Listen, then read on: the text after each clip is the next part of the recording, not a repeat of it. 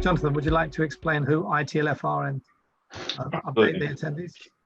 Yes, so let's briefly introduce myself. So I'm a member of the IT Leaders Forum. We're basically a group of people that work together to try and really enable the I'd say the more senior, more experienced people in the BCS and others. So it's not just BCS; we do have people outside come together to talk about issues relating to IT and business, and what are some of the pertinent issues that are sort of around at this period in time. We have a reasonable committee now. If you're coming along to the AGM, which I'll talk about shortly, you'll get to hear some new news on that as well. And hopefully you can do, which is at the end of this month. But yeah, the main focus of the IT Leaders Forum is to bring together like-minded folks within the technology and IT area to really talk about some of the challenging issues and items that we all need to talk about. All right, I just wanted to share with you on here that we have what are called working groups that we set up this year. So the idea behind these working groups is that you as members of the IT Leaders Forum can come along. We have a lead for each of them from the committee, and the idea is we talk about these particular topics.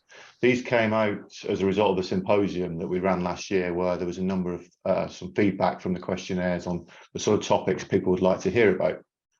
So we set up these 4 sessions that are all active at the moment, and if you are interested in joining them or seeing what's happening, then reach out to either myself or Shaki, who's both as our committee members, and we can put you in touch with the right contacts, or just send a message to the IT Leaders Forum LinkedIn site if you've got that connection, and we'll make sure that you are a part of the session. Okay. All right, I'll hand it back to Shaki now to talk about the agenda. Hi everybody. So I've got 2 hats on today. One as a ITLF, I'm on the committee until the next AGM, and then I also set up a charity called SEED, the Society for Entrepreneurial Education Development. And the agenda today is really going to be why is the digital divide an important topic, and why as IT leaders we should be doing something. Then we will have the impact of the digital divide on social mobility. How do you end the digital poverty element of that? What the BCS are doing. Freddie is joining us to do that. And then we have Nominate, Chris, explaining what can you do and what they've done. So if you show us the next slide.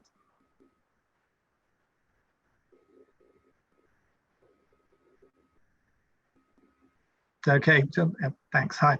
So my background is nearly 40 years in tech. And, I work with a lot of organizations. I'm a Princess Trust mentor, STEM ambassador, Digital Poverty Alliance ambassador. I work with startups, university. So I'm always giving back. Next slide. So we have Barry from the Employers Social Mobility Alliance. He's a lawyer. Yeah, thank you. We have Paul Finnis from the Digital Poverty Alliance joining us. We have Freddie Queck, who's chairing the BCS Digital Divide SG.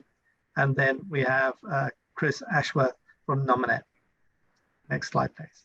All right, so this is really about not me promoting the charity, but giving you the context of why I got involved in this area. So, we recognize, the digital world, and it's unfair. And there are lots of people being left behind, not only overseas and third world countries, but here in the UK. And so what can we do about it? So my mission, or the charity's mission, is really to equalize opportunity and nurturing a culture of success and paying it forward. Next slide, please. And this is how it relates to my story. Because I don't discuss this a lot, but I'm an immigrant. I came here when I was 1.5 years old from Pakistan, even though I've lived here all my life, from a poor family, and didn't have the access or the resources to better myself until I was about 23. And I got into IT, doing a TOPS course, learning to program on punch cards. That was 40 years ago. And now, I've now got 3 fellowships, 2 in tech, 1 in entrepreneurship. And I did that by finding people helping me. So the goal for the charity is actually how do we create a model, include a community of other organizations to provide, signposting and support. Next slide, please. And so this is a way of how I see the world. So, we talk about social mobility, and Barry will talk more about that. But the way I see it is I have a social challenge, food, housing, and money. Then education poverty, employment poverty, and digital poverty. So anything that I do has to touch more than three of these. Well, sorry, more than two of these, three of these at least. So that I know that I'm doing, leaving some legacy behind, but doing the right thing. I'm not just doing anything in isolation, because it's the rounded nature. A person who hasn't got a device won't have the money to pay for food or housing or something else. There's always a challenge bigger that we don't see.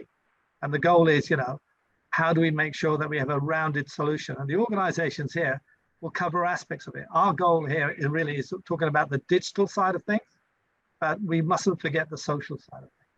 And especially the education, the digital skills, because that's what we stand for as BCS, making IT good for society. So next slide, please. So, social mobility at the heart of talent development and employability. That's what we're driving towards. Next slide, please. That's the end of your slide. Yeah. I'm just going to introduce. So we're now going to have Barry Matthews talk about the ESMA, which is Employer Social Mobility Alliance. So Barry, would you like to give a little bit more detailed intro and start your presentation? Sure. So thank you very much for inviting me this evening. Just to give you an understanding of who I am, so I'm a general counsel. I'm just leaving a role at Megit, having just completed the transaction to sell it to Parker Hannifin, Fortune 200 company. But I've been involved in the legal profession for over 25 years, and I've got a very keen interest in social mobility, stemming from the fact that I started a charity back in 2017 called the Social Mobility Business Partnership. Essentially what that is bringing together 160 different organisations across the UK to collaborate on the provision of work experience. We provide 4 different days, and on the 5th day, students go to a professional sports club, including Manchester United and Arsenal, to learn about the psychology of resilience. So taking back a couple of years, just the pre-pandemic, we were growing rapidly. We're a facilitation model. And then unfortunately, what was a live experience had to go digital very, very quickly. And that's great if you've got service users who are have easy access to devices and data, and also skills in order to actually activate that data and those devices. But the final piece of the jigsaw was that a lot of the devices that we managed to procure to enable us to deliver our product during the pandemic years were old devices which had obviously didn't have the startup wizards when you opened it up, so therefore it took a bit of guidance on how to set these devices up and enable them to interact with the businesses using Zoom or Teams. And that's when we hit a bit of a brick wall, because ultimately it's the 4th leg of the chair of digital poverty that isn't really spoken about that much.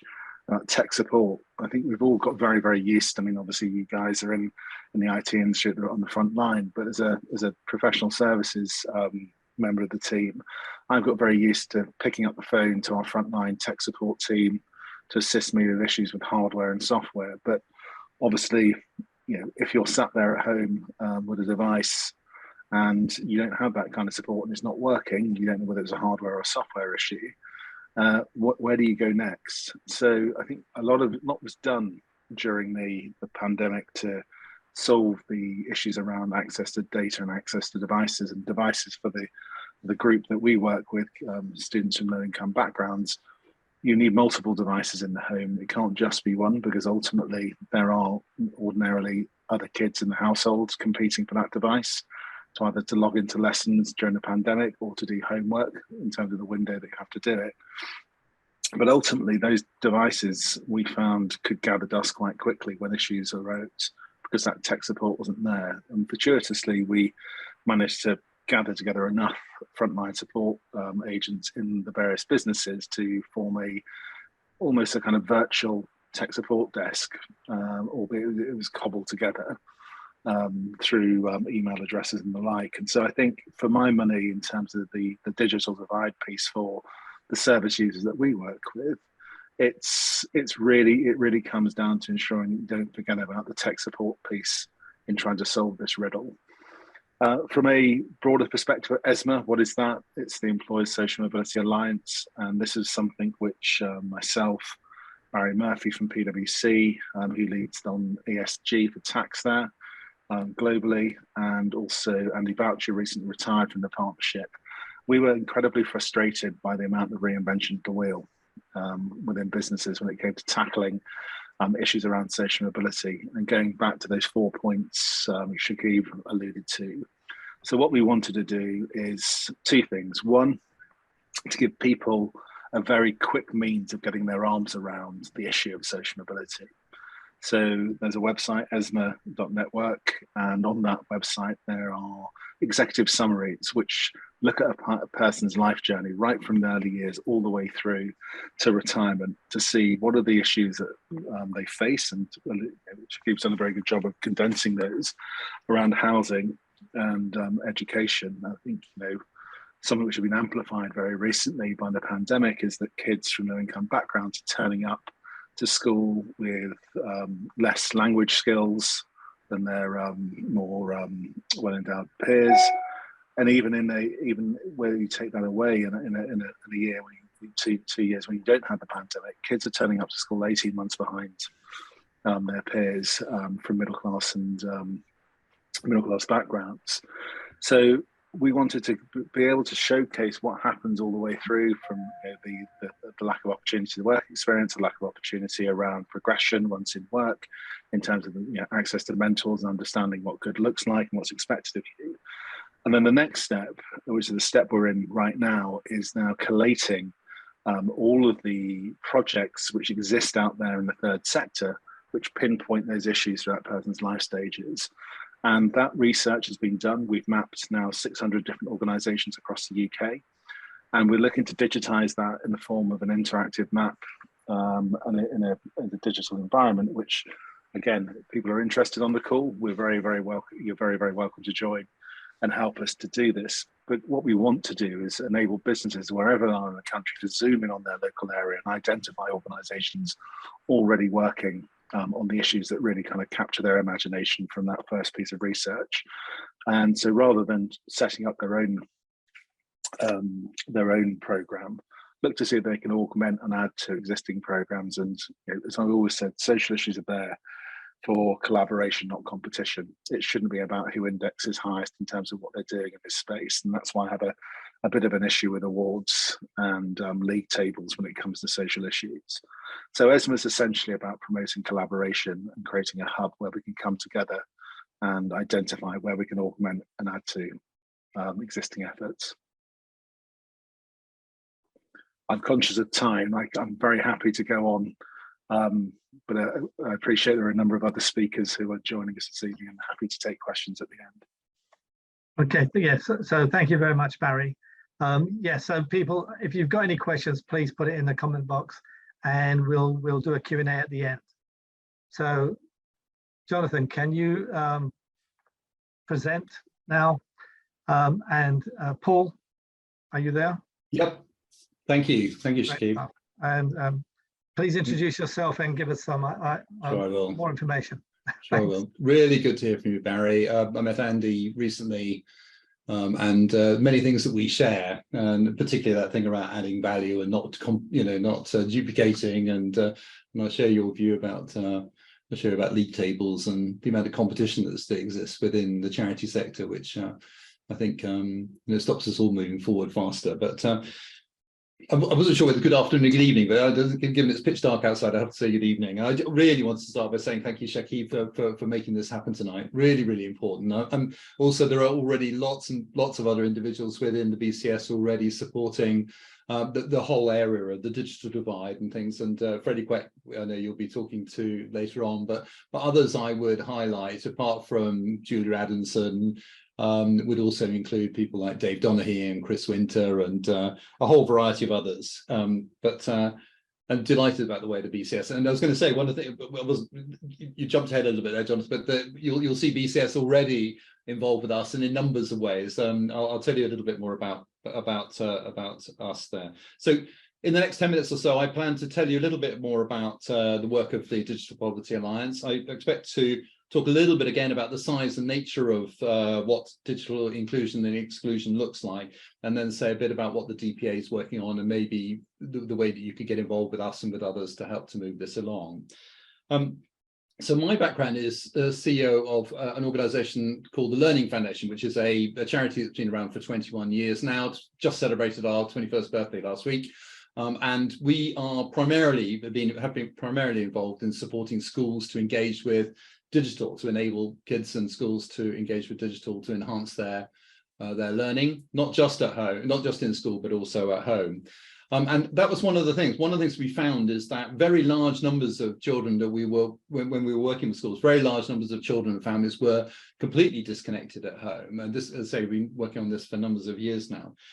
So one of the things we looked at was how else could we reach these young people? Schools were struggling, as we all know that they do, with funding, and I'm just reading today about cutbacks that are going on with staffing now in order to afford from the existing budgets the uptick in salaries and things. It's been just such a tough life for schools. And so even those schools that really want to engage with digital are struggling to find the funding and time and effort. And also, of course, it's not an environment the DFE is particularly positive about at the moment. It's struggling to make any declaration that helps schools to move forward in this space. And one of the things I should say that the Learning Foundation is also chaired by Neil McLean, again, an individual I'm sure that many of you will know, not least in his role as head of education at BCS. One of the things I want to say, just really picking up on one of the points that Barry was saying, is that not having access to digital, I know, does affect children enormously, and it enhances the divide that already exists. And one of the things I wanted to say is that the divide is not small. So just to give you an idea, young people from less economically stable backgrounds are 3 times less likely to achieve good grades at O-level and A-level than their better off peers. And digital poverty, even though it's a very wide-ranging issue, absolutely sits in that space. And did you know that 150,000 young people leave school every year functionally illiterate? And that's an extraordinary figure, is that this means that they are literate, but they aren't able to use words and language and skills to conduct a full and productive life. So what we wanted to do was look at this issue in a different way. So looking at working with families and schools, families and individuals at home is just a whole different matter. So how do you go about it? In 2017, we started to look at the problem, but I have to say the amount of information around it, the amount of research about this sector was very limited indeed. And the only real main research at the time was ONS would have one question only that they asked, and they still ask it now. And that is, have you at any time in the last 3 months accessed the digital world, accessed the internet? And it's an extraordinary question, isn't it? Because you think almost everybody in the UK, even from the point of fact that you have to sign on online to collect, to sign on for universal credit, for instance, means that every individual is likely to have an experience. It doesn't say when, it doesn't say how successful that was. And so that was an environment where everybody just generally assumed that people were okay. The pandemic came along, of course, and that changed people's opinions pretty dramatically. And from our point of view, if there is an upside to the pandemic, it really is that people's understanding of the issue became much more pronounced much more quickly.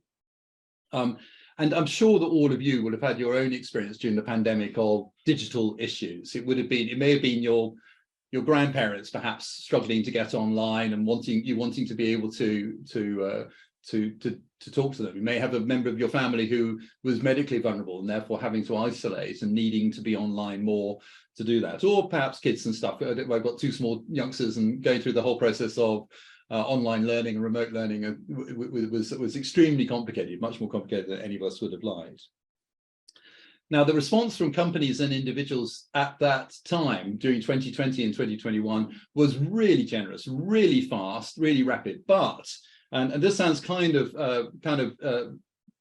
sad in the circumstances, but really what I would say is because urgent reactive responses being what they are, it was inadequate, often ineffective, and I'll come back to that in a second.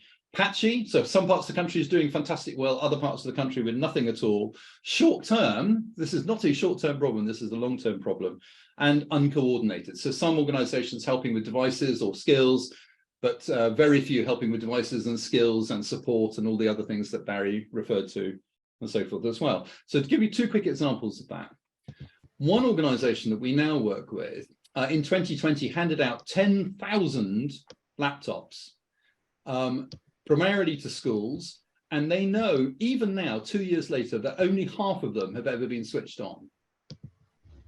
So think about that from a waste of resource and effort and everything else on people's part. So one of the things we wanted to do absolutely was to reduce duplication, ensure that people were doing what was needed where it was needed, rather than this kind of very well meant but very random response.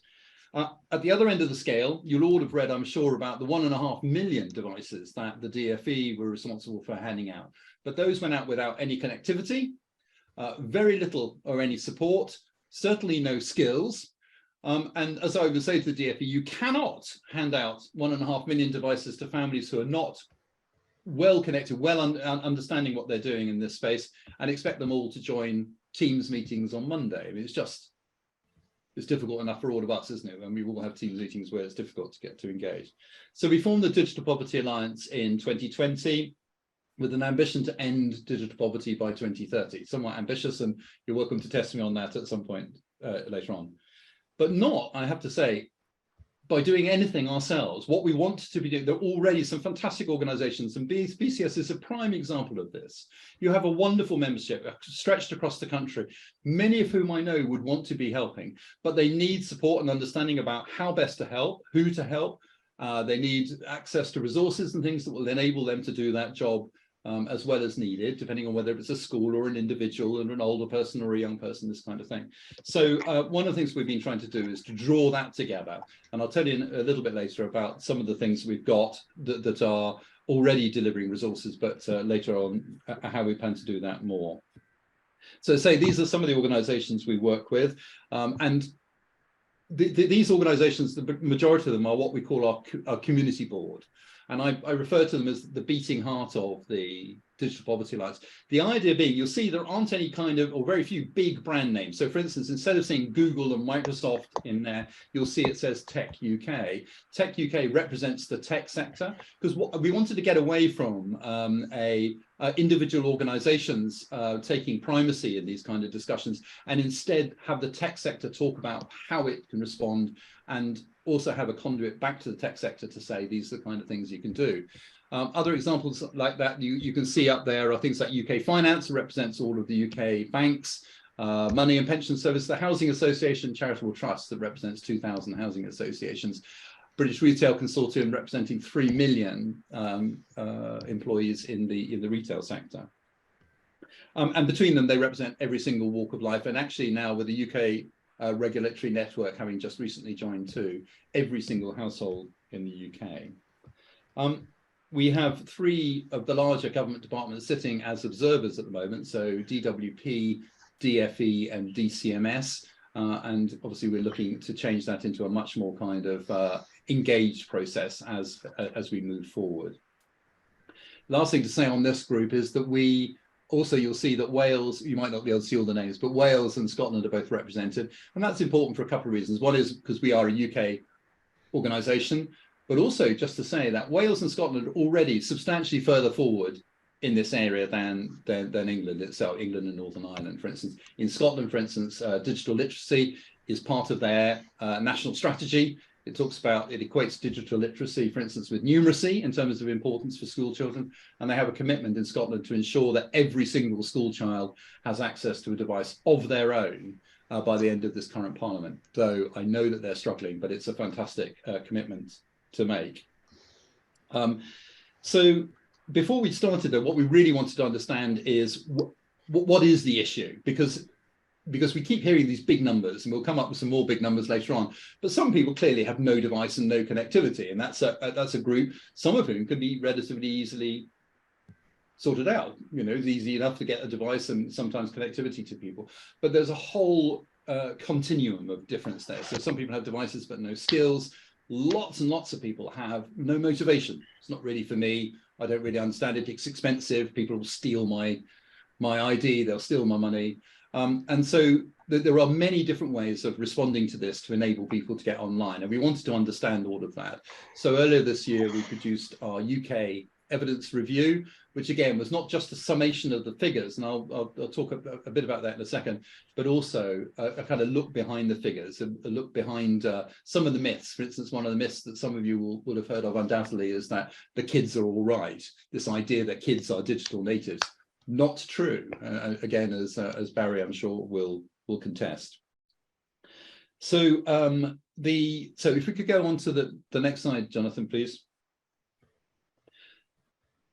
So this is what we look like. So just to, I won't go through it in detail, but just to say, you can see our definition there.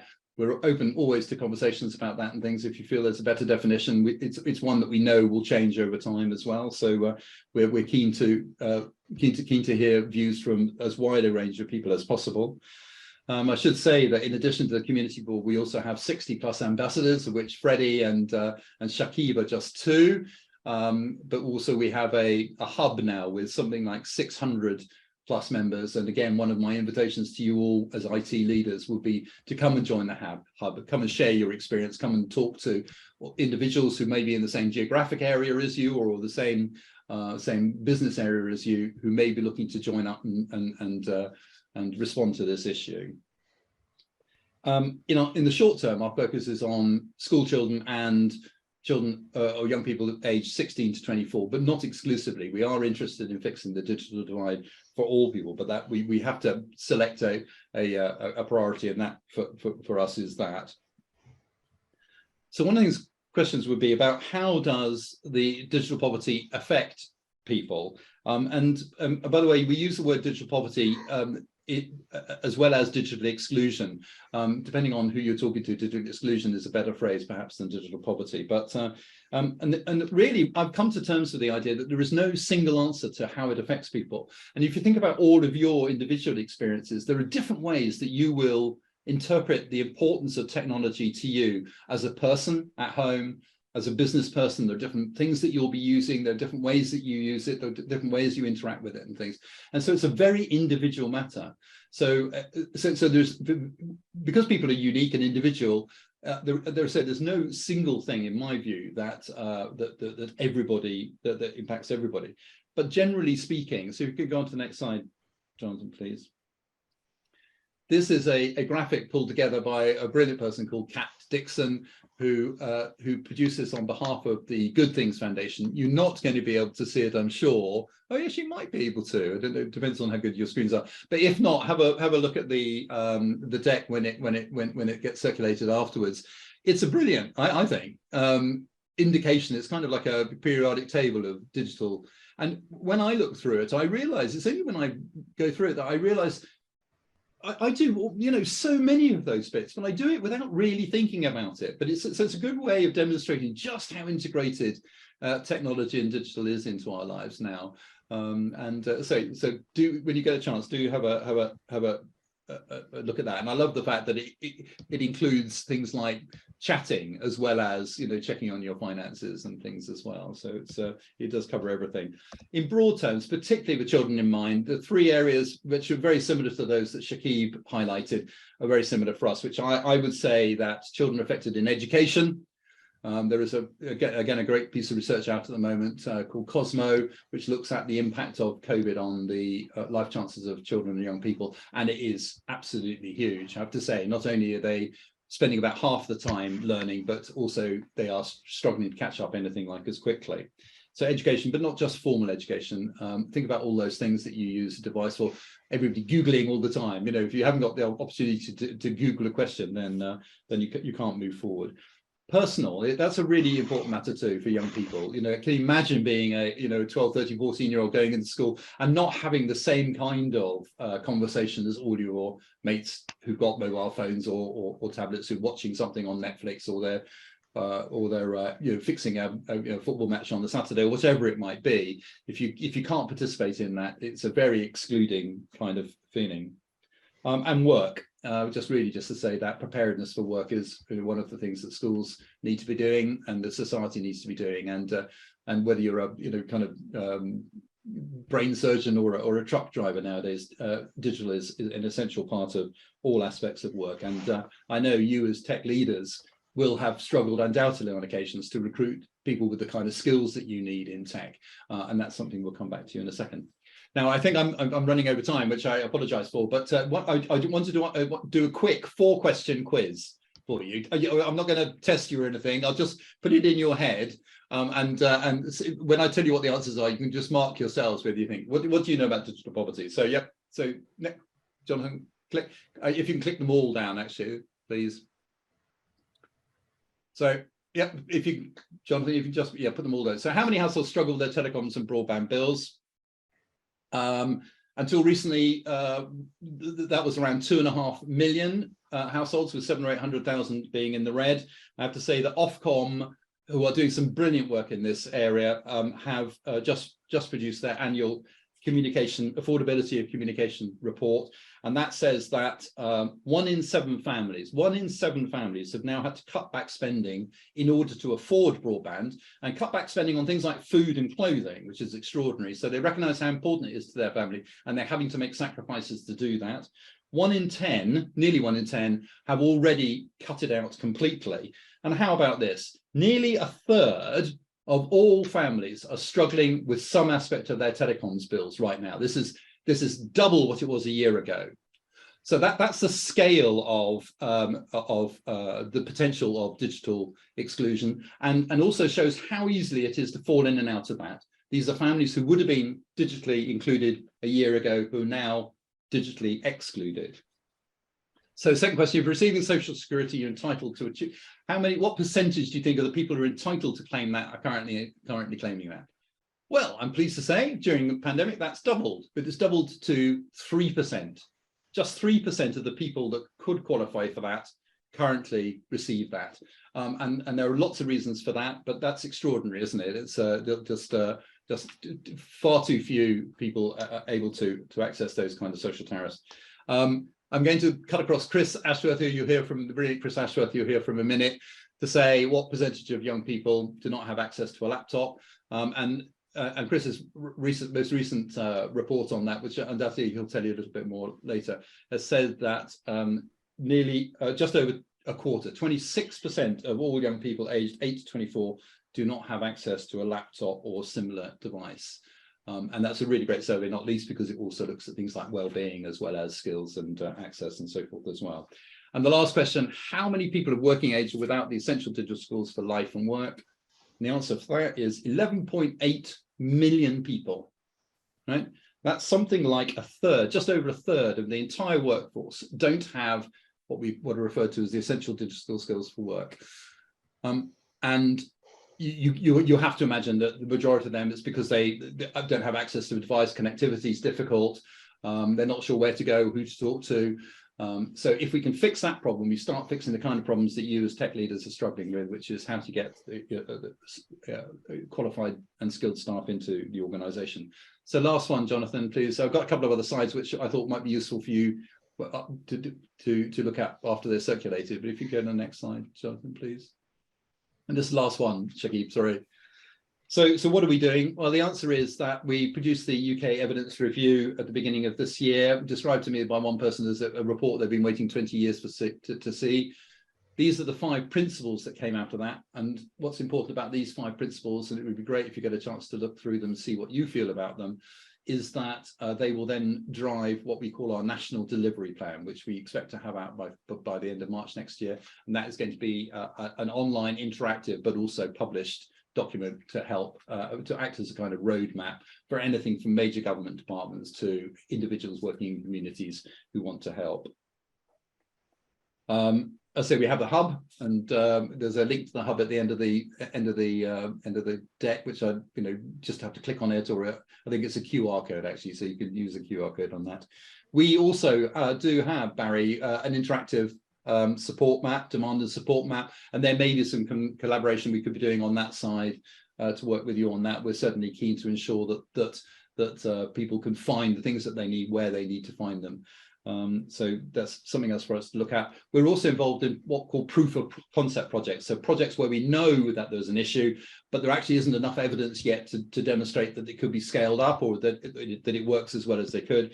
We have 3 at the moment. One called Tech for Prison Leavers, one for Tech for Teachers. Did you know that something like half of all teachers don't have access to a device and connectivity at home to get on with their schoolwork, which is extraordinary. How they expect to teach a cohort of children if they struggle to get online themselves. And Tech for Families, which we're doing through a pennies scam. So if you buy anything from Currys over Christmas, you'll be invited to add 25p, and that money will then go to provide a device for a family. So the last thing I wanted to say was, how can you help? And the answer to that is, first of all, consider your own staff and workforce and things. You'll be very surprised, I think, about the number of your workforce, not just you in the tech departments, but tech sector, but also more broadly across the organization. I couldn't recommend more highly an organization called Future.now, who are specially focused on business and staff members upskilling. And I would recommend you talk to them, but do maybe perhaps do a survey to find out what kind of skills your workforce has. Recycling your devices, and again, Chris will talk a bit more about this later on, I know. Recycle your devices, numbers of doing it. We recently had 2,000 from the Ministry of Justice, delighted to say, which we can refurbish and then send back out to schools and to school children for free of charge. So that's a really important way to help. Encourage your company to perhaps look at things like digital equity, digital poverty as a CSR activity, maybe for volunteering, digital champions, that kind of thing, for instance, so they can help in their communities. And of course, you're very welcome. Knowing I work for charity, you won't be surprised to know if you would like to support the DPA, we're very welcome, whether you wanted to support us at a national level or perhaps support one of our proof of concept projects. We've got some more coming up next year that need support. And one of the phrases that echoes most in my mind was generated by the great Freddie Quack, who's here today. And that's, it would be great to have you along to help us to join the dots. Thank you very much. Thank you, Shakib, again, and I look forward to questions and answers later too. Thank you. Yeah, thank you very much, Paul. Yeah, very enlightening. And maybe what we should do is look in the schools where the computers are in the cupboard and then recycle them with the teachers. All right, so hold on. Jonathan, can we have yeah, I'm bringing Freddie? Next, yeah. Yeah, can we have Freddie? Yeah. Okay. Hi, Freddie. Hello. All right, just give us a moment. There you are. Okay, please tell us what the BCS are up to. Yes, so hi everybody, a quick introduction. So in my day job, I'm Chief Technology Officer at Times Higher Education. And you can see that I'm chair of the BCS Digital Divide Specialist Group, member of the BCS Influence Board, and also a member of the Digital Poverty Alliance, right? But the most important thing is that the journey that I've started, was actually Shakib, you and I, we talk about this September 2020. You said to me, Freddie, 3 schools in the Northeast, they need help. Can we do a social media campaign just to raise some funds to, get about 150 devices?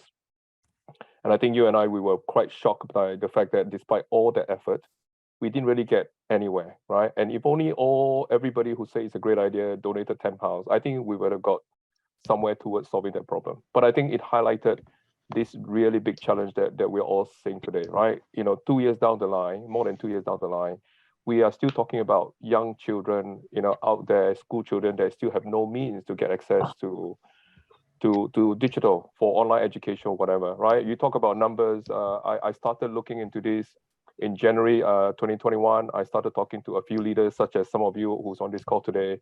And very quickly, over 3 weeks, I've spoken to 60 leaders, and I realized something. Surely that data that I've captured, which is input from many IT leaders, we can do something with that data. Because what struck me was that if I don't share what I know to the next person, there is every chance that somebody like me would repeat exactly the same experience, like working with Shakib, trying to create yet another device donation campaign, or starting from another place that frankly is a great idea, is good endeavor, but it's by no means solving the problem. Next slide, please, Jonathan. Right, so this is where, as a member of the BCS for more than 30 years, I've not really been doing much of the BCS, and I started, knocking at BCS door and asked the question. You are a society for professional like me. It's supposed to be about making IT good for society. What are we doing about this, right? And of course, I hear the BCS saying, look, it is one of our strategic priorities, one of the 4 strategic priorities, right? And I kept asking over the course of last year, and eventually somebody came back to me and said, Freddie, did you know that it is a member-led organization? And it dawned on me that I have to do something, right? It's not about me asking somebody. It's not about me pointing the finger. Many of us have done it, right? Why is the government not doing something about this? Why is the Department of Education not doing something right about this? And I realized that actually we all have a role to play, especially as members of this ITLF, right? Because we're all senior leaders. We all want to do something, but it's really hard. And that's what I hope by creating this specialist group, I can help others to experience, maybe to avoid some of the experiences I've gone through, but also to find a way to continue from where we are right now, which is no longer starting from the same place. Next slide, please. Right, so I hope you can see this is the beginning of joining the dots, not just locally, because there's a lot of great initiatives bottom up, but how do we join up with regional and national and also international? Because this is by no means a UK only issue. It is global. And I'm hoping that everybody can see that the BCS mission is about, purpose is about making IT good for society is on the left. The digital poverty is about, trying to end digital poverty by 2030. And I hope you can see why this actually is positioned in such a way that, our purpose is to leave no one digitally behind. But how are we going to do it, right? One of the ways is that we can sort of socialize what we know to our 63,000 members, right? And hopefully, if we are well organized enough, we can then mobilize all that sort of membership, expertise in a more joined up, in a more concerted, in a more purposeful manner, and that will be a lot more sustainable, a lot more strategic than many of the initiatives that we're doing that I've seen out there. By the way, please continue doing what you do if that's what you're doing already. But I think we can also do a bit more by joining the dots with the DPA here and with ourselves within the BCS and also with many organizations. So please, next slide, Jonathan. Right, so here's an example. You can see, there's no such thing as one single IT community in the UK. I'm a member of many of them, and here we've managed to join up 13 of those communities, including the BCS, which has got by far the largest numbers. And you can see there's also many other organizations involved here. So there's no way any one of us can solve this on our own, but together, I'm hoping that we can somehow. Next slide, please. Right, and here, this is why I'm delighted that, and Paul, thanks to you, we again, join up, sometimes life is about timing. We managed to join up at the same time, you were trying to set up the DPA and we're trying to do something here. So I'm delighted now that, the IT community has got a voice within the Digital Poverty Alliance, right? And this is a voice not just about one organization, one IT community, it's about at least 13 coming together. There's a lot more, but this is one way that hopefully we can help drive either the strategy or the actions for in support of the DPA. Yeah, next slide, please. Right, so being an IT leader, of course, I want to solve problems, and I do that for my day job, and I'm hoping that I can sort of take some of that into this space too. Next slide, please. Right, so to solve this problem, we really need to understand the problem, right? So the problem is not just about the device, and that's what I found. Everybody seems to think, oh, it's about the device. I hear everybody talks about the device. That it's more than just about the device. I also hear a lot about skills, but you know what? It's more than just about skills. So again, definition is key here. There's a number of definitions that we can debate and discuss. But hopefully today, from this conversation, I hope that we all get a good enough a view of the landscape of this digital problem. Okay.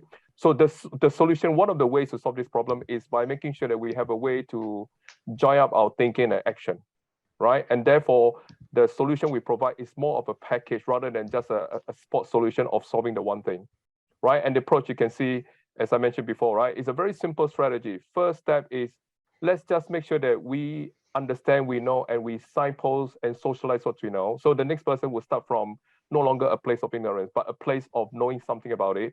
And then the second part, which many of us in this community can do something about, is once we know what we need to know, hopefully we can find a way to mobilize our peers, our networks, our colleagues, anybody to help to sort of direct that effort in a more purposeful manner. Next slide, please. Right, and here I hope you can see, as again, IT leaders, we do this for our day job, right? For our companies, people need to understand how do you see all this complexity in one picture.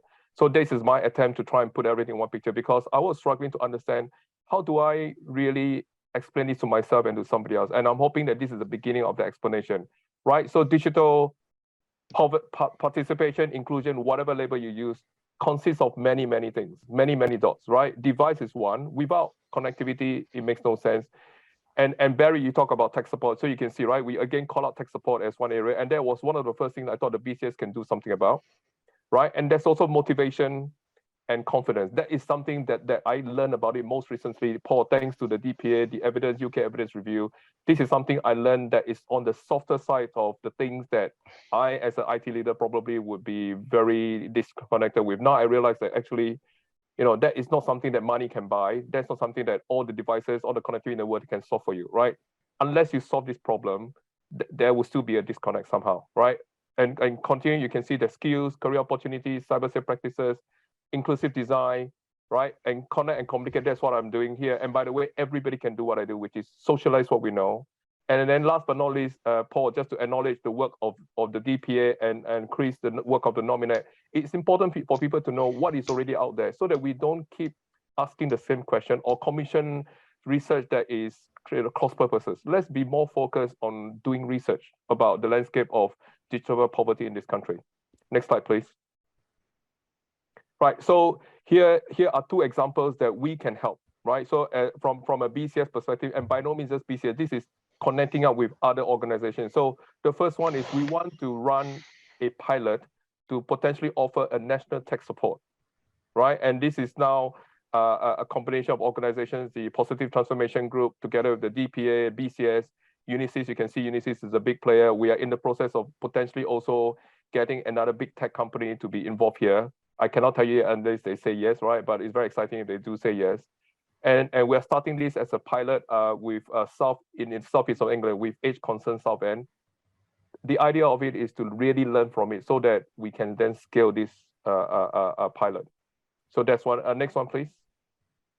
Right. So this is the second. This is also very, very obvious. This is what many of us do already in our day job.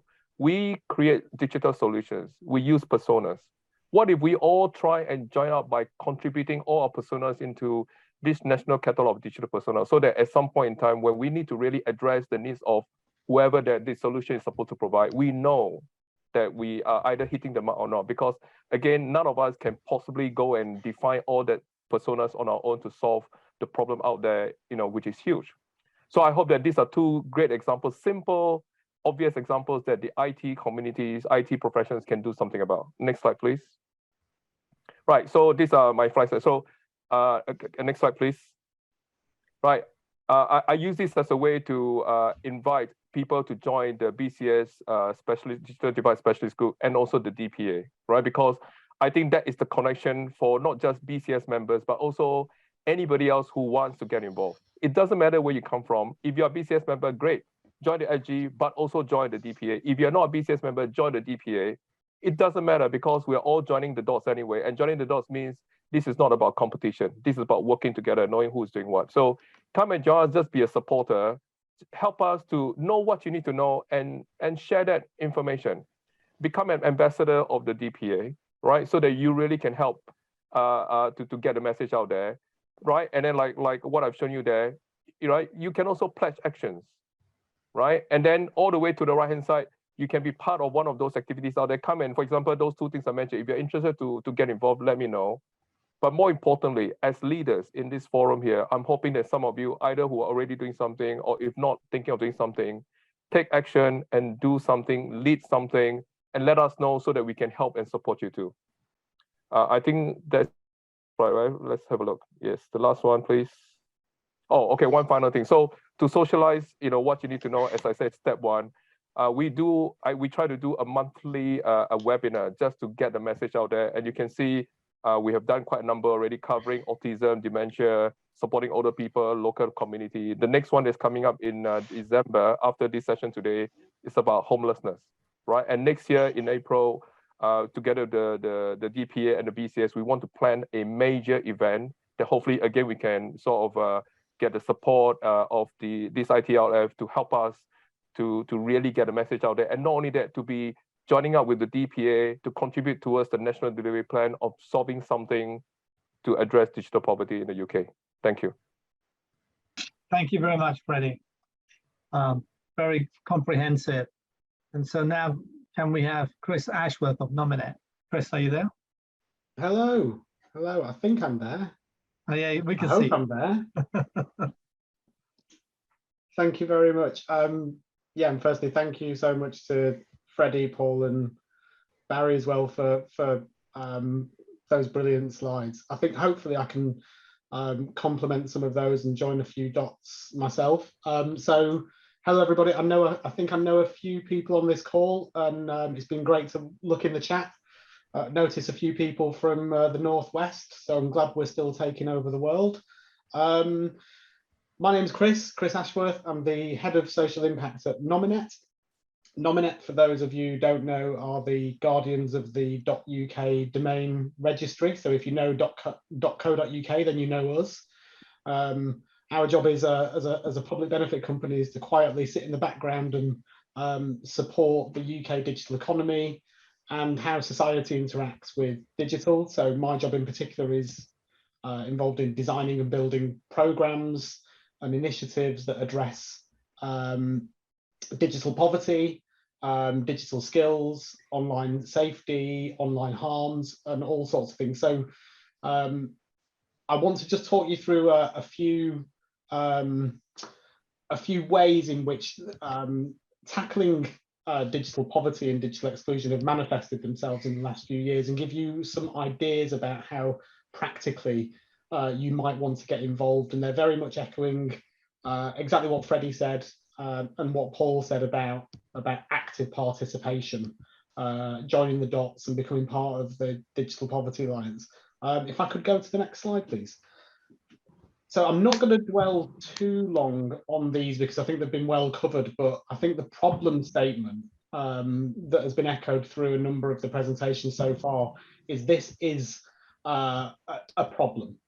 This is the social issue, and not many funders who sit in my world have begun to address the sort of contemporary social issues of the day, if you like. So there's lots of big funders out there who tackle homelessness, who tackle financial harms, but very few who are working on the contemporary social issues of our day around digital exclusion, around a lack of digital skills, around the new online harms that manifest themselves.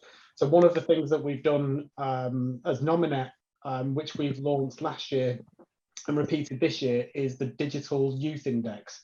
So I'll pop a link, unless one of my good friends, Paul or others, could provide the link in the chat. But the Digital Youth Index is an online data visualization tool. We've conducted surveys with 4,000 young people, and will continue to do so every year to understand their attitudes, behaviours, experiences of living in an online life.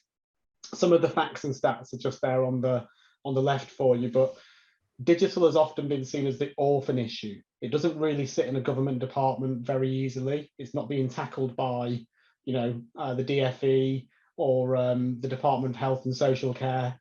But what it means is that sometimes quite a number of the problems persist. And we saw that happen through the pandemic in particular.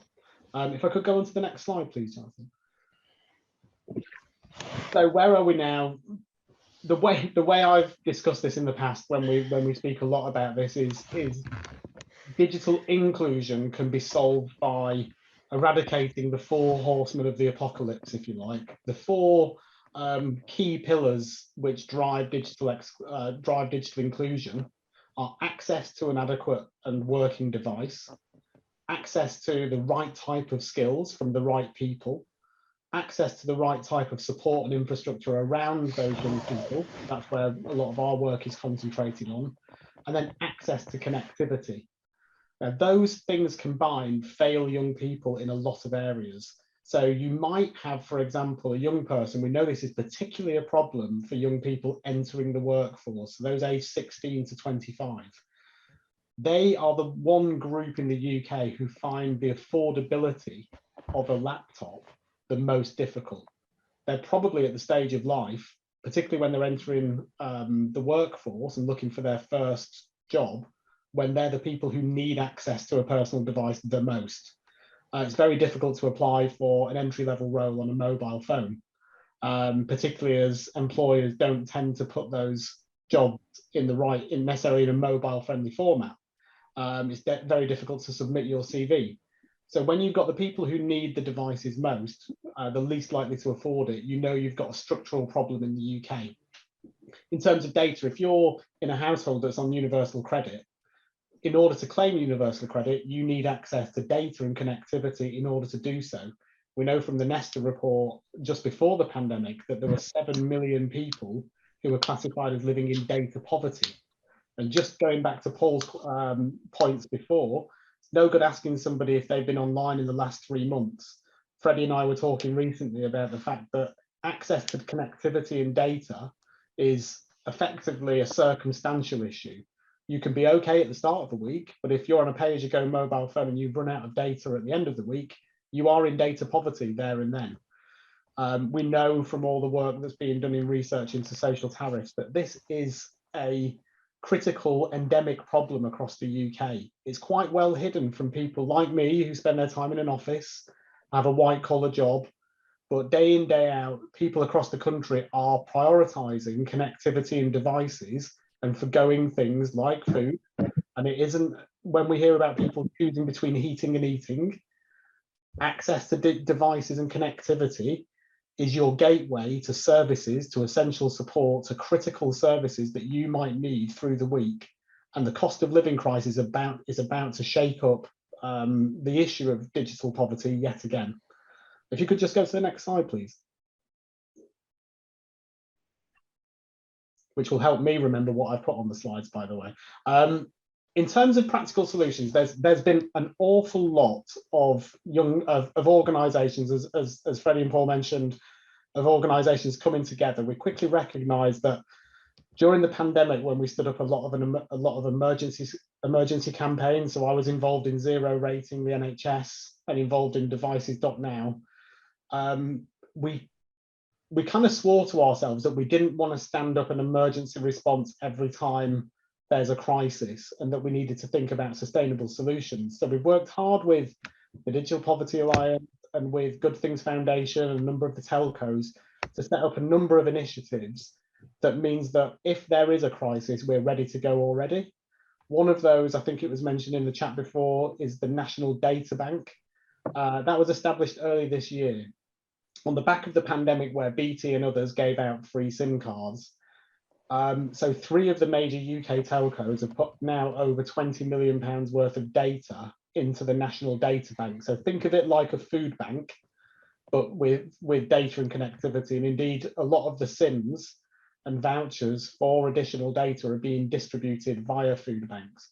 You might notice on the TV in the next week or two that Virgin Media O2 are advertising that you can gift data to somebody you choose, which is the first of its kind to tackle data poverty. So if in the future you know somebody who is without data, they might not be able to get onto universal credit, they might not be able to finish their homework, they might not be able to connect with friends and family when they need it the most, they might not be able to connect to essential services or have an online GP appointment. The fact that now the telcos are moving in the direction of being able to share and give data away to people when they need it in crisis is a big change from where we were at the start of the pandemic. The other thing that's currently piloting London is the National Device Bank, and that's being looked at between Good Things Foundation again and Reconomy. And this is where I wanted to lead to tonight's focus. But before I get into the concept of Reboot, which is the platform that I'll introduce in a second, My background is with Oxfam, and a lot of that work I used to do for too many years was with Oxfam shops. And as you know, Oxfam shops take in donated items from the public, and then they recondition and sell those on. What struck me, having worked at Oxfam a long time, was that if you look around, if you're sat at home in your living room right now, I know many of you will probably still be in the workplace. If you look around your living room, if you are in somewhere in the house, then you'll notice probably the most expensive piece of equipment in your house or in your eye line is the one thing you can't drop off at a local charity shop very easily, and that's the laptop. And it kind of struck us during the pandemic that the very thing that has the most value, both to you and to other individuals, and has the most ability to connect people to basic and essential services in the UK, can't be readily and easily donated through this huge and fairly unique infrastructure that we've got all across the UK. Oxfam alone has 700 charity shops up and down the country, but you can't drop in a laptop. And there are reasons for that, but those reasons we wanted to tackle, and we wanted to tackle it during the pandemic through the Reboot platform. So if I could go to the next slide, please. Reboot was set up just at towards the end of 2020 on the basis that there are 40 million devices at least across the UK that are not in use. They're sat in people's homes, they're sat in store cupboards of SMEs, they're sat in big stock rooms of large IT, companies with an IT department, many who might be on the call. Many of those devices are retired by companies, and what we found through a lot of research is quite often they're destroyed. They're destroyed on the premise that they're a security issue, or that there's no value in them. But what we found was that wiping, restoring, and redistributing is good for people and it's good for the planet. One man's trash is another man's treasure. The point of Reboot wasn't just to connect people, but it was to try and trigger a conversation, and a conversation that I hope I can encourage a number of people on the call to start to have, which is that we need to think about behavior change. We need to think about the fact that a laptop or a mobile phone or any other, service racks or whatever it might be, actually they have a role in the circular economy, and they have quite an important role.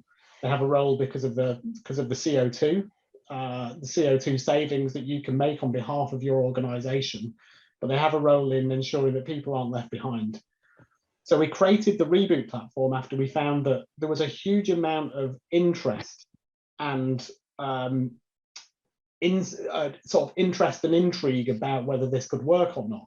Lots of schools, lots of community organizations started to create their own schemes, but they kept hitting different barriers along the way, questions that they were struggling with, challenges around data, or what about this platform or that platform? How do I wipe the device securely? If I could just go to the next slide, please, Jonathan.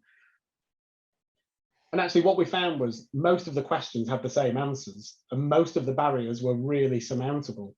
So we created a platform, which is an information portal really. It's an interactive platform. So if you get a chance to go to www.rebootproject.uk, you can take a look. If you're an organization that needs to receive devices, then you can register to appear on the directory. If you're an organization that thinks you might be able to donate devices, then you can click through the questionnaire. But what we're trying to do there, and complementing what Freddie and Paul said, is create a town square where organizations can go, both donors and recipients, or people just interested in connecting with an existing scheme that exists in their area, because there are a lot, and get involved. If I just go to the next slide, please. One of the things that we came up against, and which is now sat behind the Reconomy and Good Things Foundation National Device Bank and the Lottie scheme in London, is, I suppose, the scratching of heads by IT leaders, quite rightly saying, well, we've always done a certain thing a certain way, and we don't know if we can just change it. And actually, when we've sat down with people, we found they can really change it.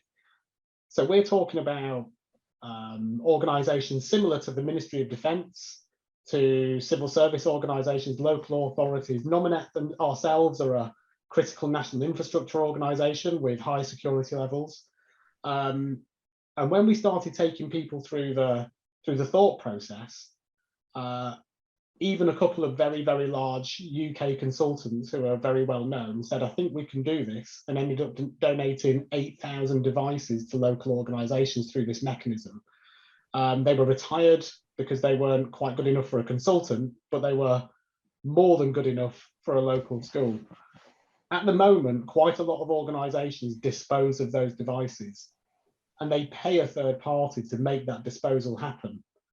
It costs about £3 to £5 more to refurbish and rehome the device as it does to dispose of it.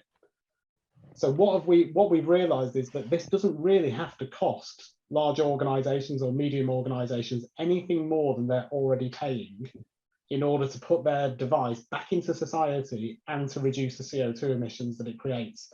And I just want to, if we can, if Jonathan's got access now, to just play the short video that we've got of where we've made this happen in our local area in Oxfordshire.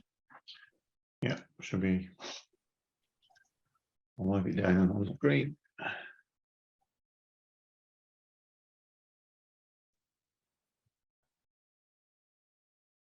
Getting Oxfordshire Online is a partnership between and a big part of what we do is taking donated devices, refurbishing them, and then passing them on to people that don't have one. Nominate have been a really fantastic partner for us. They've been a major funder of the programme, and they've enabled us to continue to scale things, having done an initial pilot with Oxford Community Foundation. Nominate supporting us into the future, and we're realising how much more we can be doing and how much further we can take it. So in terms of refurbishing the devices, first thing is log in the device in case we need to contact the donor if we find a particular security issue or something. We then make sure the devices are all securely wiped. Then we look at upgrading the machines. There are minor repairs, whether the screen's broken, something like that, needs a new battery. We then put a modern operating system on them. Then it's down to the logistics of who needs a device, what's expected. We've had a diversity of different groups we've been helping. Initially, it was in the pandemic, and so there was a really strong focus on schools and school kids who needed that device urgently at that time.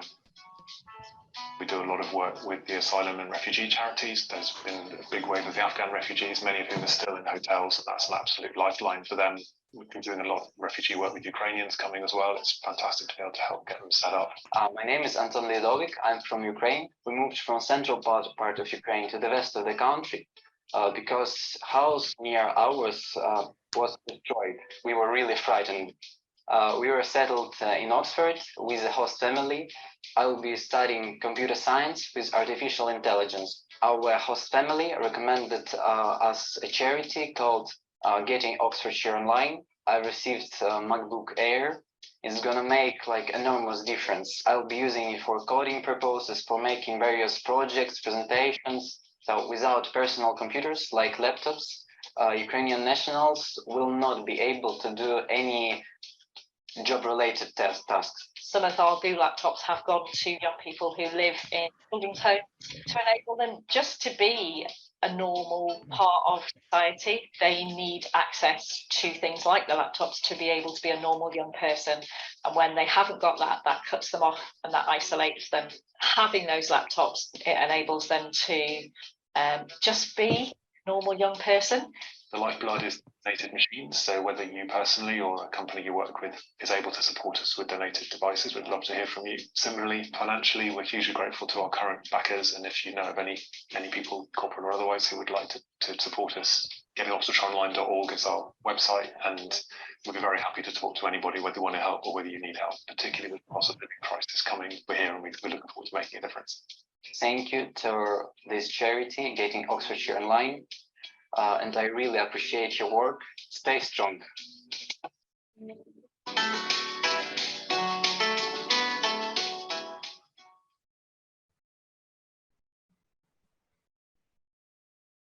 And Shakib, back over to you. That's the end of my presentation. Thank you for having me. Thank you very much, Chris, and thank you for all the speakers. Now we'll go into our Q&A session. John, can you just show the faces of all the speakers, please? I will, yeah. Is it on the presentation, is it? Yeah, there should be a view presenters. Okay, right. Oh, I see. Yeah, got you. View. I speak. Oh, we got speaker. So yeah. I think it's just going to do. Is it? I think all the speakers at the top. Yeah. But can we share them so they're evenly rather than a main speaker?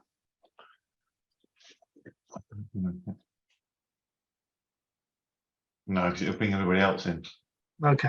So you can do it that way. Oh, no worries. Thank you very much.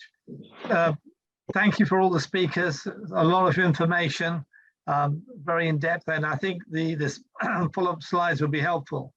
But in the chats, there's a number of questions, and I know some of you have already answered some of them, but I think it would benefit the group as a whole. So the first question is going to be, it's really around, working with councils. Councils, have a duty of care, governance, and they're very close to the problem. So what are you doing with councils? And I'm going to start with Paul. Yeah, I did drop a note back about that, but I wasn't sure whether it was to the individual, to everyone. But yeah, one of the things that at the moment we're running the second round of our what we call expert panels, which have been analysing all of the information that we've gathered over time to determine what are the priorities, where, how do we make this work? How do we actually end digital poverty by 2030? And one of the common themes coming out of this absolutely is the importance of local authorities in this space, for exactly the reasons you say, Shakib. There are already some brilliant examples. Lottie, that Chris referred to in London, Greater Manchester, Birmingham's playing catch up a lot, but very, very focused on this issue. Leeds have done some fantastic work. And one of the things I love about the working with local authorities is that they share really easily. And so there are lots. So one of the things that we're doing at the Digital Poverty Alliance is to just connect one with another. So where one is struggling, we're able to connect them with another that we know are working well and moving forward, so that they can learn from each other. So there's this wonderful kind of sharing system going on at the moment.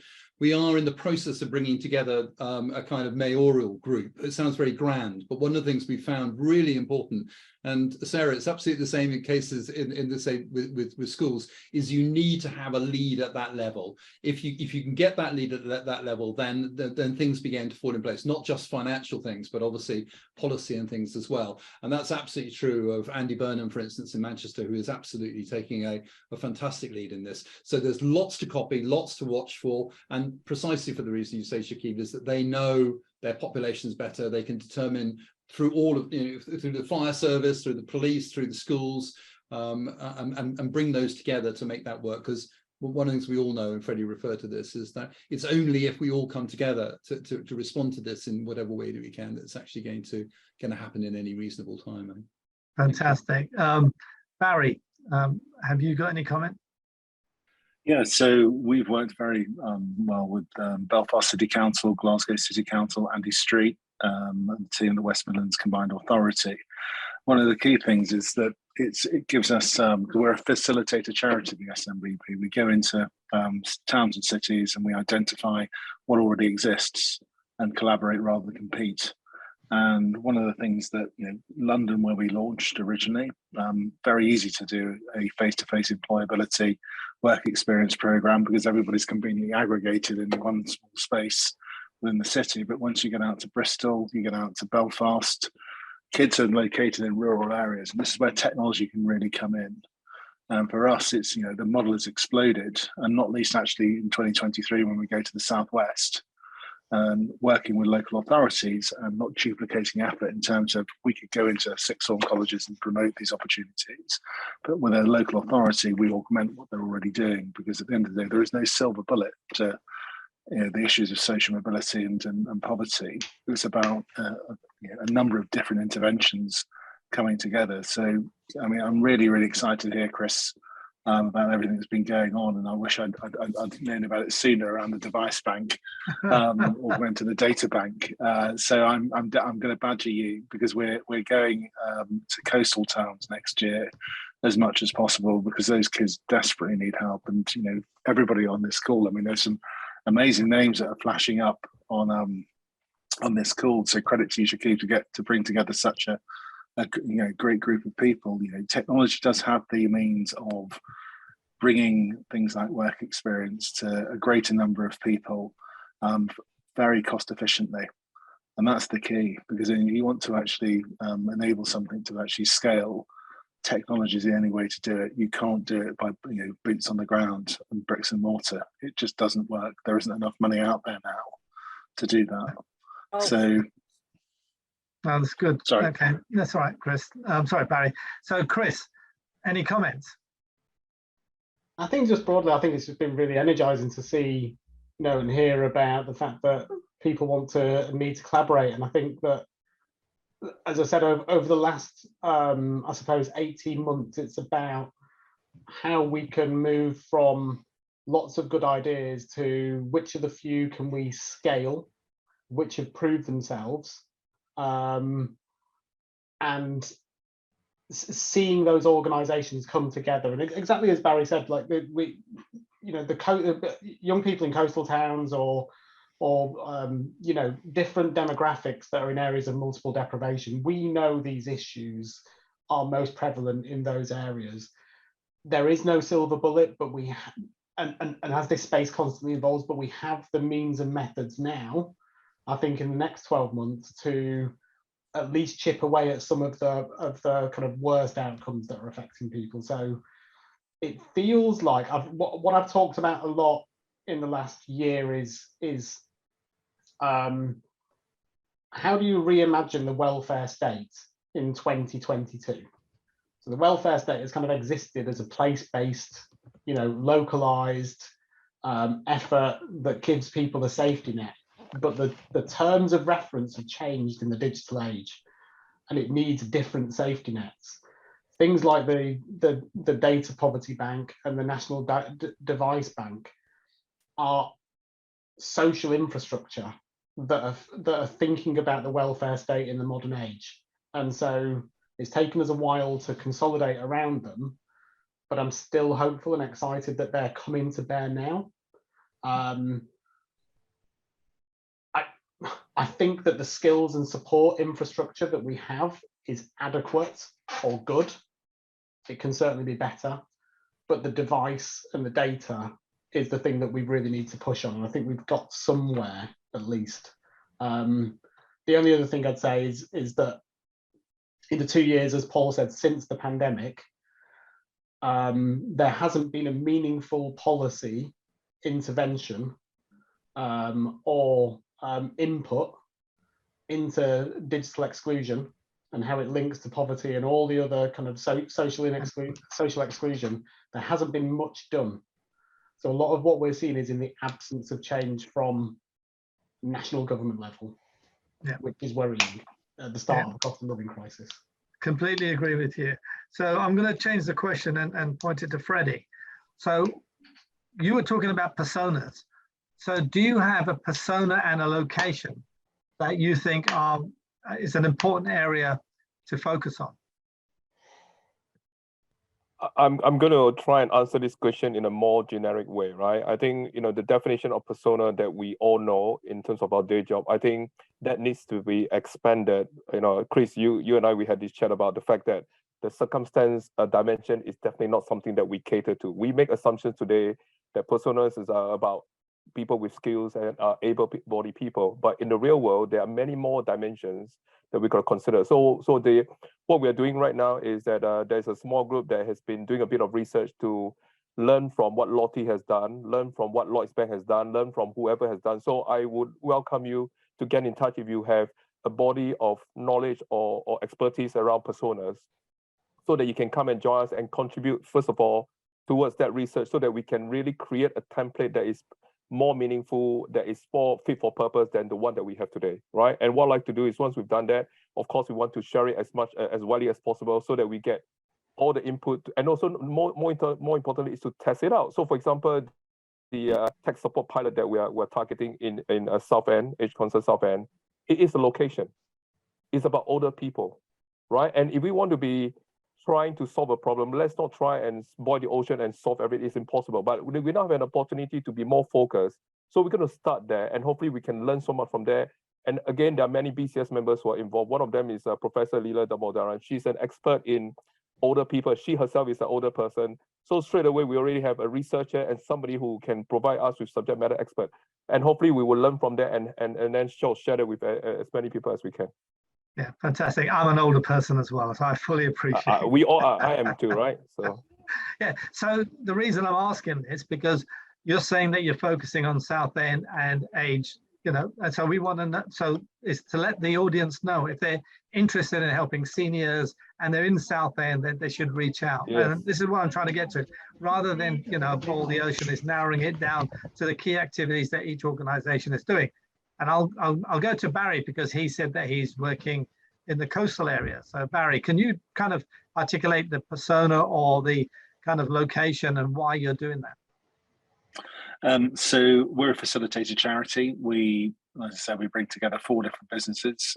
We're in 23 different towns and cities, and we've only got 3.6 FTE as a charity. And what we've done is not trying to be delivery agents, it's creating tools which enable businesses to come together. So we started out back in 2014 with Microsoft, Yahoo, Viacom and ITV when I was at GC at ITV.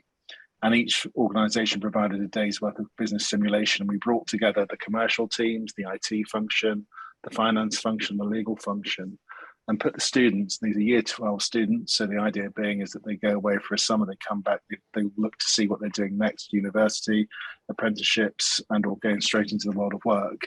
But the key was to ensure that those individuals got an understanding of what we did day to day, and they came away with experiences they could talk to. So we worked very closely with Skills Builder. And if many of you will know Skills Builder, tried to basically boil down the competencies we're looking for as employers.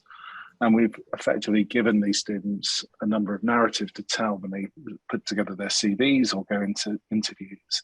So those 4 days are done, and the 5th day is spent at a professional sports club. And we had 230 students at Arsenal Football Club this year in London, and we're in Belfast, Glasgow, Bristol, Reading, Brighton, Greater Manchester, Blackpool. We're about to be launched in Cardiff for the Welsh Government. It's a collaborative model. It's about, you know, if you've got the capacity within your organisation to provide a day's worth of content, some sandwiches, you're in. Equally, that, as I said before, in terms of coastal towns, we have a national online week in April where we provide digital-based virtual experience. And that's where the device data and support has been so critical to us to enable, you know, whilst we can find the organizations like the Coca-Colas, the Formula Ones of this world to provide virtual work experience, enabling those kids in Minehead to be able to access it requires us to get a device to them, some data to them, and also ensure that when they can't log in or upload the app, which enables them on Zoom or Teams, whatever it may be, that there's somebody on the end of the phone. And that's been through beg, borrowing and stealing through friends that I have as CTOs, offering up their line 1 tech support to help with that. But it shouldn't be that way. So I'm really excited about the pilot, Freddie's pilot. That to me is manna from heaven. Yeah. So you know, I know that you didn't provide any slides or anything else, and I know that you've got a number of hats on. So could you share with websites or whatever you've got in the chat, so that people can go and have a look at those websites and maybe follow up? Yeah, most definitely. And what I'll do is I'll send you to Q, because I can't share a deck through the chat for some reason, but I'll send it to you if you can share it to the participants. That'd be great. Because I would like to know those locations that you're working in, because it could be organizations, and it'd be better to have a local supporter than somebody on the other side of the world. Thank you very much, Barry.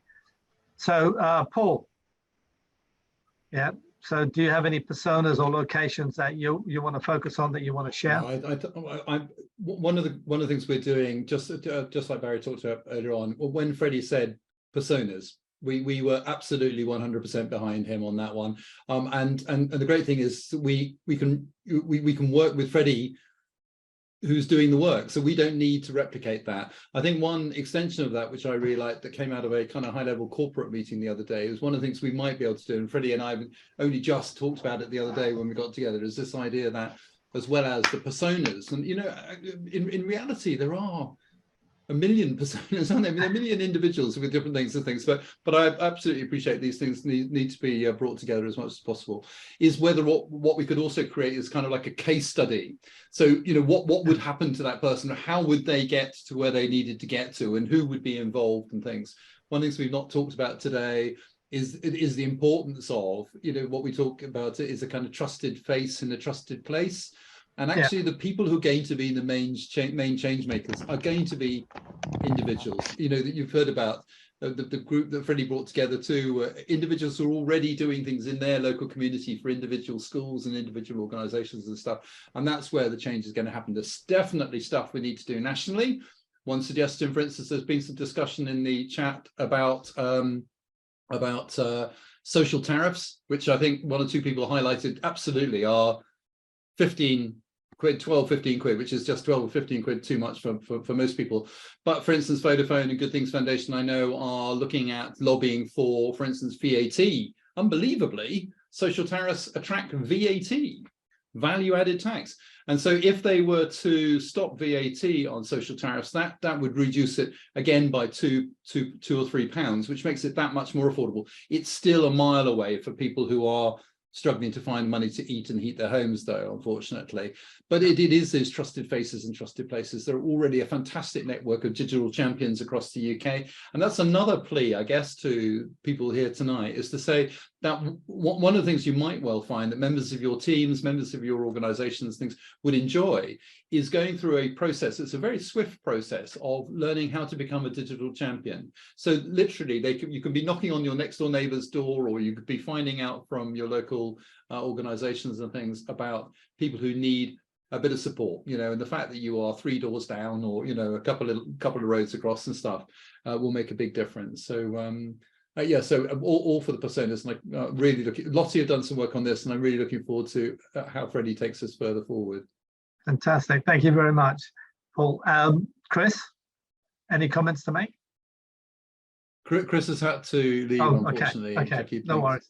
So the next question is, you know, what kind of changes do you think IT companies need to do to be more inclusive? Yeah, you know, I mean, because one of the things I talk about is I'm talking to organizations so they have a volunteer day. You know, some organizations, you know, give 35 hours a year, or, you know, a day a year, you know, but how do we encourage companies to change some of their mindset? So it's around, you've already talked about giving the devices to an organization that will refurb and reuse them. But are there other things, the support for skills, you know, do they have mentors? Do they have people with the skills? What is it that we want to encourage the audience who run organizations to do?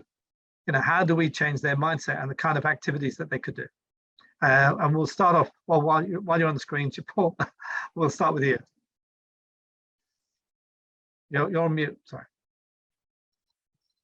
With me, I saw that question come up and I thought that's a tough one.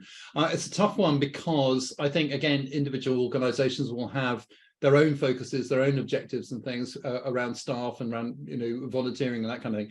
I think one of my views generally about companies working in supporting communities is to look within themselves initially. And what I mean by that is that if they are enabling their own staff, whoever they may be, you know, whether they're, you know, drivers and warehouse people, and I'm not maybe overgeneralizing, but, you know, if they are enabling those people to develop the skills they need, not only is it good for the business because they're developing digital skills, which increasingly are going to be core to skills in companies, but also there'll be a huge impact on motivation and things. And so one of the ways which I'm hoping will appear in our national delivery plan is the idea that a company could, depending on the size of it, could, for instance, for a set fee of £10 a month, for instance, provide a device and connectivity, which means that individual doesn't have to qualify for credit control and all those kind of things, and can opt in and out depending on when they can afford it.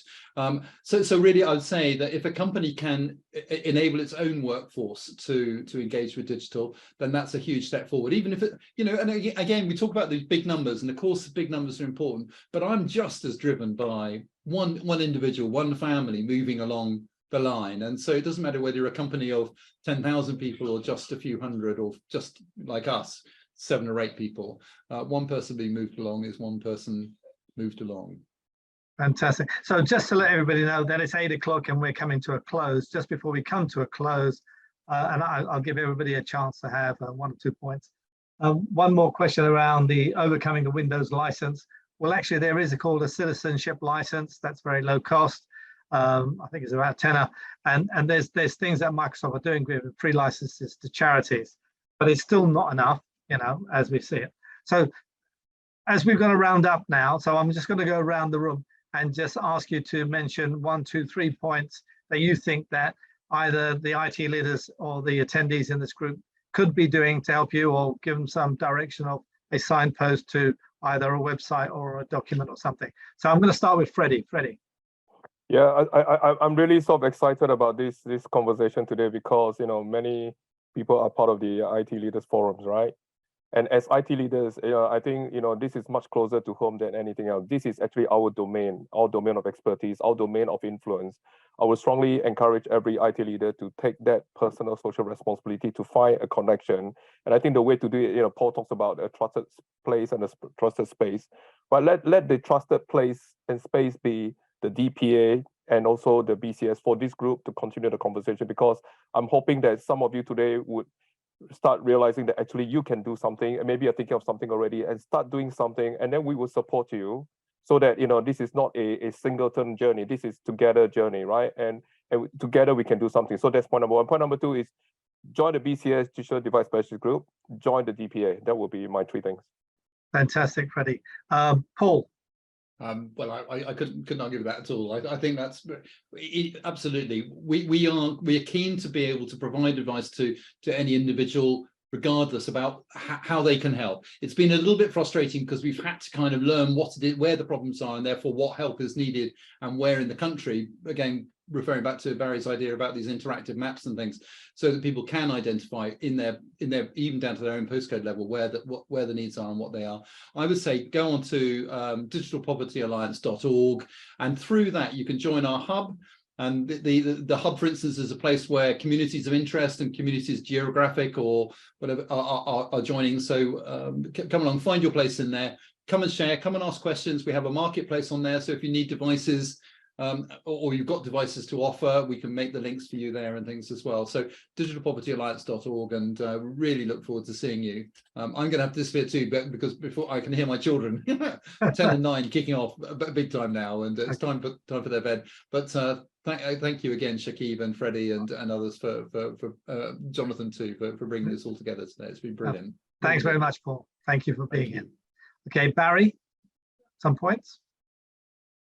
Yeah, basically you guys hold the key. For me, work experience is, the Bridge Group have done a lot of research on this. Work experience really drives change in terms of accessibility to opportunity, and therefore a route out of poverty. The biggest issue that we have is actually scaling work experience in hard to reach communities where transport links are woeful. And if we're looking at what's coming down the track in terms of the reduction in public spending, infrastructure projects are going to be hit very, very, very hard. So that's not going to get better in the short to medium term. So Freddie, what you're doing, keep doing it. Get us involved. We really want to be a part of the journey that you're on, the journey that Paul mentioned in terms of and Chris has mentioned, because those are the building blocks which enable us to take more opportunities and more people in the hardest to reach parts of the UK. So you are the key. This group of people on this call are the key. Thank you very much, Barry.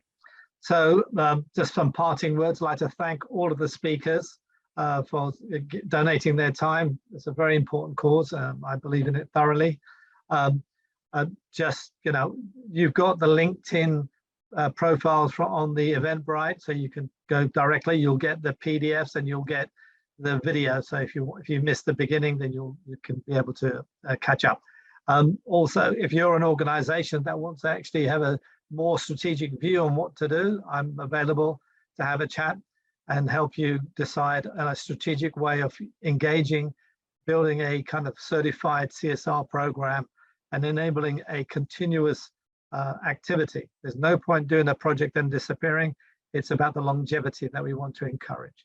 So I'd like to thank you all. Thank you, Jonathan, especially for being such a supportive person in getting this event organized, all the speakers. Daleem, so just before we go, Daleem, are you there? Okay, I'd like to thank Daleem, who is the chair of North London branch and Central London branch, for supporting this activity. It was a very, very well attended event. And I'd like to thank you all. So good night.